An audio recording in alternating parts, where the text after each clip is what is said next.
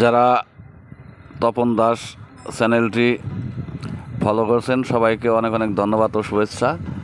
আমি এখন যে জায়গাটি দেখাচ্ছি এটি হরিরামপুর উপজেলার কাঞ্চনপুর ইউনিয়নের কুটিরহাট বাজার সংলগ্ন ইছামতি নদী। জায়গাটি খুবই মনোরম, পরিবেশ খুবই সুন্দর। বাজারের পাশেই এই ইছামতি নদী। সেই ইছামতি নদীর উপরে আকাশ এবং প্রাকৃতিক দৃশ্যগুলো আপনাদের দেখানোর চেষ্টা করছি, আপনারা দেখতে থাকুন। আর আমার ভিডিও যদি ভালো লাগে অবশ্যই আপনারা সাবস্ক্রাইব করে পাশে থাকবেন। ধন্যবাদ সবাইকে।